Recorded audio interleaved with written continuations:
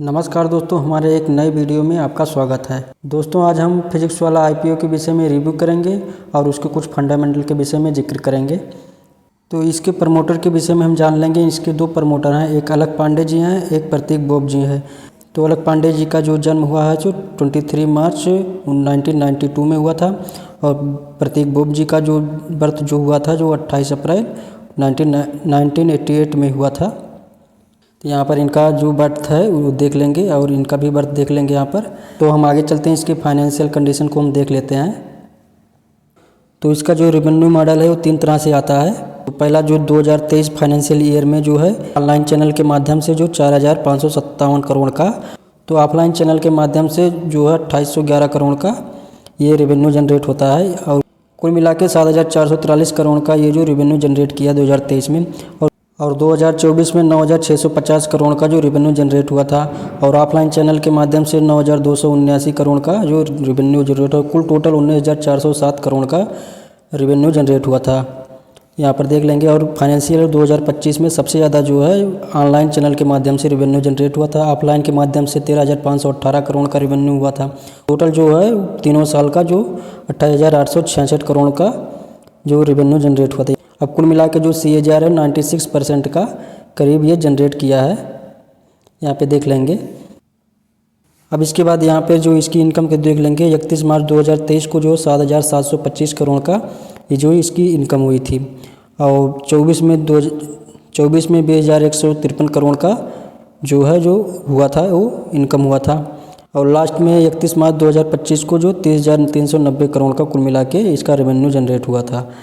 और इसके जो खर्चे हैं टोटल यहाँ पे देख लेंगे। इसके एक्सपेंस जो है इसकी रेवेन्यू से काफ़ी ज़्यादा है यहाँ पे। कुल मिला के ये लॉस मेकिंग कंपनी है। अब यहाँ पर इसका जो मैनेजमेंट स्ट्रक्चर है जो उसको देख लेंगे। यहाँ पे इसके मैनेजमेंट में कौन कौन है। यहाँ पे जो अलख पांडे जी हैं और यहाँ पर प्रतीक बोप जी हैं, ये दो मेन इसके प्रमोटर हैं। इसके बाद जो ये जो है रचना है, जो ये मिस्टर शर्मा, और यहाँ पर दीपक अमिताभ जी हैं, और यहाँ पर संदीप सिंघल जी हैं। यहाँ पर इस प्रकार से यहाँ पे देख लेंगे, यहाँ के प्रमोटर हैं ये सब। और यहाँ पर हम आगे बढ़ते हैं। फिजिक्स वाला प्लेटफॉर्म जो है वो किस प्रकार की तैयारी कराता है, यहाँ पे देख सकते हैं। जेई का है और नीट का भी है और फाउंडेशन का है। और यहाँ सिविल सर्विस एग्ज़ाम जैसे UPSC PCS वगैरह का ये तैयारी कराता है। और अन्य गवर्नमेंट एग्ज़ाम जैसे SSC हुआ, रेलवे हुआ, इस प्रकार का ये तैयारी कराता है। यहाँ पर गेट का भी प्रिपरेशन कराता है, और बोर्ड और CTET का भी तैयारी कराता है। ये यहाँ पर डिफेंस का भी कराता है, CA वगैरह हो गया, MBA हो गया, और कॉमर्स क्षेत्र में भी ये प्रिपरेशन कराता है। यहाँ पर स्किल डेवलपमेंट के विषय में ये प्रिपरेशन कराता है, जैसे हुआ जैसे किसी सॉफ्टवेयर डेवलपमेंट का कराना है तो उसको कराता है, और अन्य प्रकार की इसी तमाम प्रिपरेशन कराता है ये। फिजिक्स वाला का जो कंटेंट है वो किस प्रकार का जो कंटेंट की तैयारी कराता है, जैसे टेस्ट प्रिपरेशन हुआ, स्किल और प्रोफेशनल का कंटेंट हुआ, इस प्रकार का ये कोर्स करवाता है। और अन्य प्रकार की गवर्नमेंट एग्ज़ाम की ये प्रिपरेशन करवाता है। इसके बाद इन सब कंटेंट को ये किस प्रकार से लोगों को तक पहुंचाता है, यहाँ पे देख लेंगे। यूट्यूब के जरिए पहुंचाता है, जो विद्यापीठ XLM के थ्रू ये पहुंचाता है, फिर विद्यापीठ पाठशाला के जरिए ये पहुंचाता है अपना कोर्स को। और यहाँ पर जो कम्युनिटी टेक्नोलॉजी और कंटेंट के विषय में ये सब प्रोवाइड करता है।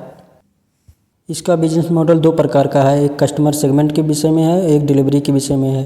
डिलीवरी में जो है वो अपना कंटेंट को किस प्रकार से लोगों तक पहुंचाता है, एक ऑनलाइन प्लेटफॉर्म के जरिए पहुंचाता है, एक ऑफलाइन, जैसे लोग आप किसी इंस्टीट्यूट में पढ़ते हैं वहाँ पे वो ऑफलाइन हो गया, और हाइब्रिड हो गया जो दोनों ऑनलाइन और ऑफलाइन दोनों में पढ़ते हैं तो उसको हम हाइब्रिड कहते हैं।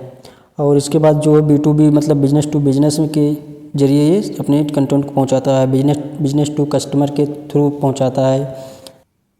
नीट जेई एंट्रेंस प्रिपरेशन के विषय में ये जो रेवेन्यू जनरेट करता है वो किस प्रकार से करता है, यहाँ पर कितने कौन कौन ये इंस्टीट्यूट हैं जो इस प्रकार से अपना रेवेन्यू जनरेट करते हैं। एलन हुआ, और इसके बाद आकाश इंस्टीट्यूट हुआ। इसके बाद फिजिक्स वाला तीसरे नंबर पर है। सबसे ज़्यादा जो है एलन कैरियर इंस्टीट्यूट जो है वो रेवेन्यू जनरेट करता है, यहाँ पर देख लेंगे। और इनके पास प्रेजेंट टाइम में 2025 में 18,028 कर्मचारी हैं। इनके जो इंश्योरेंस हुआ, प्रोविडेंट फंड हुआ, सुपरएन्युएशन हुआ, प्रोफेशनल टैक्स हुआ, और लेबर वेलफेयर फंड हुआ, ये सब इनको मिलता रहता है। इंडिया में 152 सिटी में इनका ऑफलाइन 303 सेंटर है, यहाँ पे देख लेंगे। और सबसे ज़्यादा जो रेवेन्यू जनरेट करते हैं दिल्ली एनसीआर, जैसे फरीदाबाद हुआ, गुड़गांव हुआ, गाज़ियाबाद हुआ, इस सब में यहाँ पे सबसे ज़्यादा रेवेन्यू यही जनरेट करते हैं फिजिक्स वाला। ये सबसे ज़्यादा ये नीट और जेई का जो है यहाँ से ये रेवेन्यू जनरेट करते हैं, यहाँ की सबसे ज़्यादा 39% के करीब है, और ये जेई में है 25% के करीब यहाँ पे रेवेन्यू यहाँ पे जनरेट करते हैं फिजिक्स वाला की कंपनी। दोनों प्रमोटर के द्वारा ऑफर फॉर सेल के जरिए जो 1900 मिलियन रुपए का जो है शेयर यहाँ पे सेल किया जाएगा। अब यहाँ पर देख लेंगे 2023 में जो इनके पास केवल 2 ही फ्रेंचाइजी सेंटर थे, इसके बाद 24 में 12 हुआ, इसके बाद 25 में 33 हुआ। अब इस टाइम पे प्रेजेंट में 61 सेंटर हैं इनके पास फ्रेंचाइजी।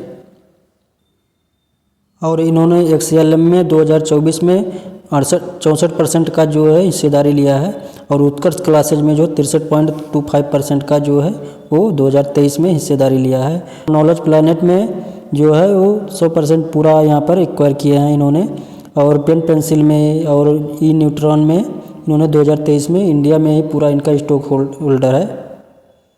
और यहाँ पर हम आईपीओ के विषय में अब यहाँ पर रिव्यू कर लेते हैं, कितने अमाउंट का कितना आईपीओ साइज है, कितना लॉट साइज है, यहाँ पर देख लेंगे। अब यहाँ पर आईपीओ की डेट जो है वो 11 से 13 नवंबर को ओपन हो रहा है, और इसकी जो फेस वैल्यू है जो ₹1 पर शेयर है, और इसकी जो इशू प्राइस होगी, जो प्राइस बैंड होगी 103 से 109 रुपये के बीच में रखी गई है। लॉट साइज 137 शेयर का होगा, मतलब एक लॉट में 137 शेयर रहेगा। और यह कंपनी ऑफर फॉर सेल के जरिए 380 करोड़ का ये आईपीओ लाई है। यहाँ पर जो एम्प्लॉय का डिस्काउंट है वो 10 रुपये है, और जब अप्लाई यहाँ पर करेंगे आपको 10 रुपये का यहाँ पर छूट दिया जाएगा। जैसे 109 रुपये है तो आपको 109 रुपये से 10 मतलब 99 रुपये में आपको मैक्सिमम प्राइस पर मिलेगा आपको आईपीओ। और इसकी जो लिस्टिंग होगी जो NSE और BSE में होगी।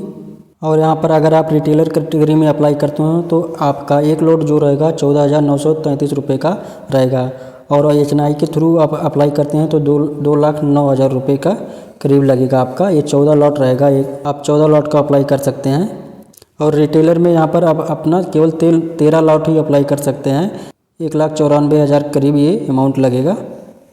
यहाँ पर जो क्वालिफायर इंस्टीट्यूट्स का जो यहाँ पर कैटेगरी है जो 75% इनको मिलेगा, और रिटेलर का केवल 10% ही यहाँ पर रखा गया है। यहाँ पर जो प्रमोटर की होल्डिंग जो 81.64% है, यहाँ पर देख लेंगे। यहाँ पर इनकी कुल संपत्ति जो 2082 करोड़ की है, और 2024 में 2480 करोड़ की है, और 2025 में 4156 करोड़ की है। इनका तो एसेट तो बड़ा है, और इसकी इनकम पे देख लेंगे। यहाँ पर 772 करोड़ की पहले थी, फिर 2015 करोड़ की हुआ, फिर 3039 करोड़ का हुआ लास्ट में। और इसके बाद जो प्रॉफिट आफ्टर टैक्स जो है इसको देख लेंगे, यहाँ पे माइनस है पहले से। इसके बाद यहाँ पे 2024 में 1123 करोड़ का माइनस में हो गया था। इसके बाद 25 में थोड़ा सा यहाँ पे प्लस पॉइंट है, थोड़ा सा यहाँ पे उभरे हुए हैं, 243 करोड़ का है, ये तब भी माइनस में ही रहे हैं ये। और इनके पास कुल बोरोइंग मतलब इनके पास कुल कर्ज अभी जो 2023 में था 956 करोड़ का था। फिर इसके बाद 2024 में 1687 करोड़ का हुआ। फिर इसके बाद काफ़ी रिड्यूस किया इन्होंने बोरोइंग, जो 1 करोड़ से भी कम हो गया, यहाँ पर 0.33 हो गया। और यहाँ पर रिटर्न ऑन नेटवर्थ देख लेंगे, -12.5% है। और यहाँ पर प्रॉफिट आफ्टर टैक्स मार्जिन जो है माइनस में ये भी है, 8.43 है। EBITDA मार्जिन जो है 6.63 है। और यहाँ पर बुक वैल्यू जो है 14.10 है। मार्केट कैप जो है 31,526 करोड़ का है। और इसकी EPS जो है -0.93 है। इसके बाद और कम हो गया यहाँ पर जो IPO लाने के बाद -1.76 हो गया। इसके बाद ये जो यहाँ के जो PE रेशियो देख लेंगे, -116 से -62 है, यहाँ पे और बढ़ गया PE रेशियो। इसका मतलब ये साफ होता है कि यहाँ पे जो PE अगर ज़्यादा है तो कंपनी यहाँ पे महंगी लिस्ट हो रही है। यहाँ पर इसका रेवेन्यू देख लेंगे 2023 में, 2024 में, 25 में 7,000 से 1940 करोड़, जो 2856 करोड़ 2025 तक हुआ। इसके बाद यहाँ पर प्रॉफिट देख लेंगे -84 से, इसके बाद हुआ -1131 करोड़। फिर इसके बाद थोड़ा बढ़ा है यहाँ पर, लेकिन माइनस में ये -243 करोड़ का ये प्रॉफिट हुआ है। और इसका एसेट्स देख लेंगे 2023 में 2082 करोड़ का था इसकी एसेट्स कुल संपत्ति। और उसके बाद 24 में 2480 करोड़ हुआ। इसके बाद 25 में 4156 करोड़ का ये यहाँ पे इसकी कुल संपत्ति हुई। दोस्तों इस वीडियो में हमको तो नहीं लगता है कि आप यहाँ पे इसमें अप्लाई करने लायक है। और इसका प्रेजेंट टाइम में इसका जीएमपी देख लेंगे 3% के करीब है, देख लेंगे यहाँ पर 3% मतलब कुछ नहीं, कुछ यहाँ पे जीएमपी है, ये जो कंटिन्यू यही चले आ रही है, यहाँ पर देख लेंगे। दोस्तों हमारा ओपिनियन है इसमें रहेगा कि यहाँ पे अप्लाई ना करो, इसके बाद यहाँ पे कई सारे और आईपीओ आ रहे हैं, उस पर फोकस करना चाहिए। दोस्तों यह वीडियो केवल एजुकेशन पर्पज़ के लिए है, यह मेरा ओपिनियन है। दोस्तों अगर आपने अगर अपना डीमैट अकाउंट अभी नहीं ओपन कराया है तो हम डिस्क्रिप्शन में इसका लिंक दे रहे हैं, आप वहाँ से जाकर अपना फ्री का डीमैट अकाउंट खुलवा सकते हैं। दोस्तों अगर वीडियो आपको अच्छी लगी हो तो कृपया हमारे चैनल को सब्सक्राइब और शेयर ज़रूर कर दें।